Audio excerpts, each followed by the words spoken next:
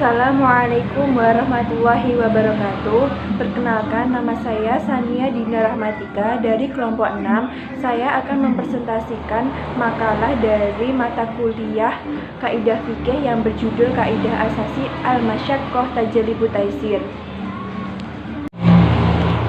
Baik, di sini saya akan menjelaskan subbab atau poin-poin yang akan saya bahas di kaidah asasi al-masyaqqah tajlibu taisir. Yang pertama yaitu makna kaidah.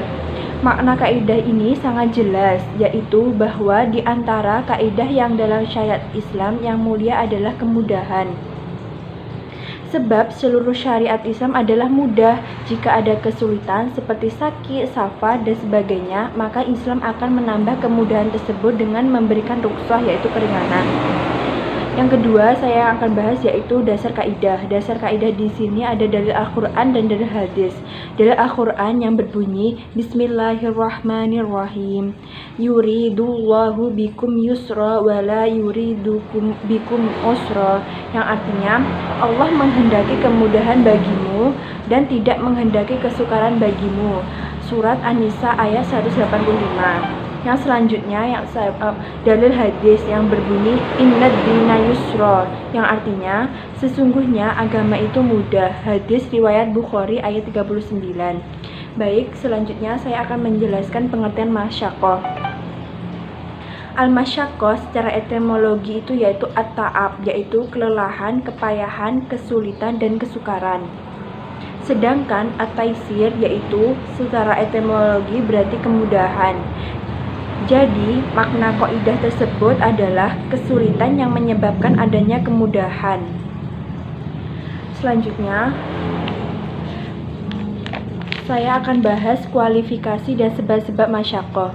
Di sini Imam As-Suyuti itu mengklarifikasi menjadi dua, yaitu al-masyaqqah yang menurut kebiasaan tidak lepas dari suatu ibadah. Yang kedua adalah masyaqqah yang menurut kebiasaan itu bisa terlepas dari suatu ibadah. Al-masyaqqah yang menurut kebiasaan tidak lepas dari suatu ibadah itu seperti contohnya berpuasa pada musim panas, berpuasa pada hari yang siangnya itu panjang dan malamnya itu sedikit.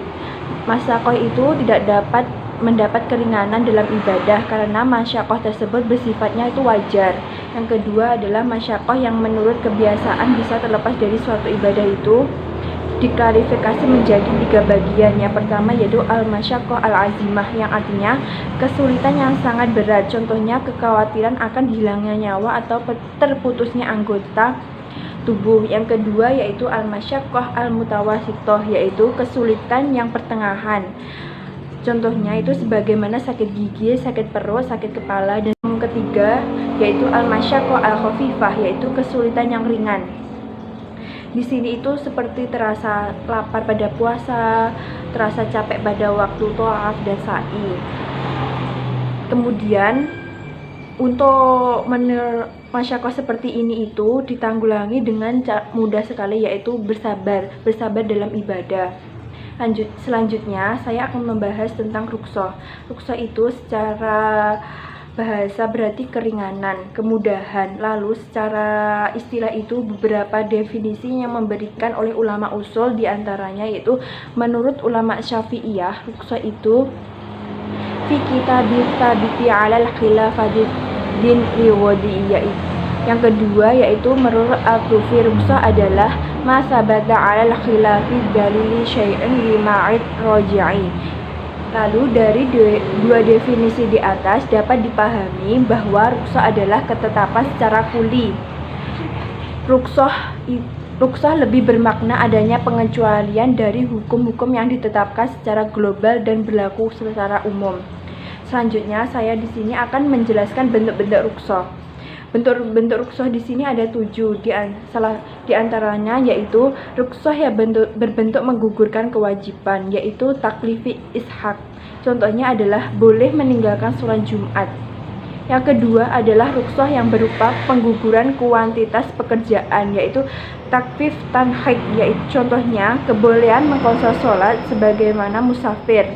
Yang ketiga yaitu rukhsah yang berbentuk penggantian kewajiban, yaitu takfir ibad. Contohnya mandi diganti dengan tayamum. Yang keempat adalah rukhsah dalam bentuk mendahulukan kewajiban, takfif takdim. Contohnya membayar zakat pada bulan awal Ramadan, biasanya kan pada akhir Ramadan.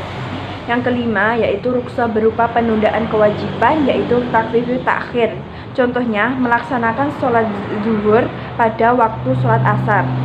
Yang keenam yaitu rukhsah berupa peringanan, takfif yaitu diperbolehkan memakan bangkai pada saat kita itu kelaparan atau untuk menyelamatkan penderita. Yang ketujuh adalah rukhsah dalam bentuk mengubah kewajiban atau takfif ta'khur. Contohnya sholat dalam keadaan perang.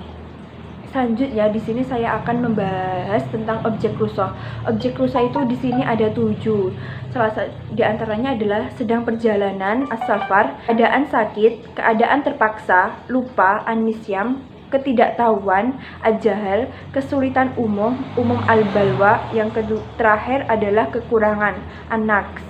Selanjutnya di sini saya akan membahas tentang hukum rukhsah. Hukum rukhsah di sini ada 5. Di antaranya wajib, sunnah, mubah, takrul aula, makruh. Wajib itu makan bangkai bagi orang yang dalam keadaan darurat.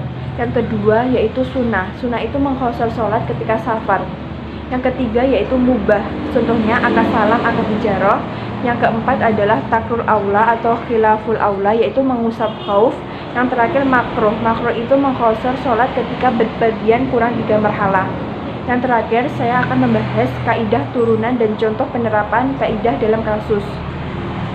Di sini saya mengambil 3 kaidah, yaitu kaidah pertama yang berbunyi da qada amru ittasa'a. Artinya apabila suatu perkara menjadi sempit maka hukumnya itu luas. Contohnya seperti boleh berbuka puasa pada bulan Ramadan karena sakit atau berpergian jauh, berarti itu diperbolehkan. Yang kedua yaitu kaidah kedua yang berbunyi idza ta'adzara al-aslu yusaru ilal badal, yang artinya apabila yang asli sukar itu dikerjakan maka berpindah kepada pengganti. Contohnya wudhu dan mandi yang diganti dengan tayamum, baik itu tidak ditemukan air atau karena sakit.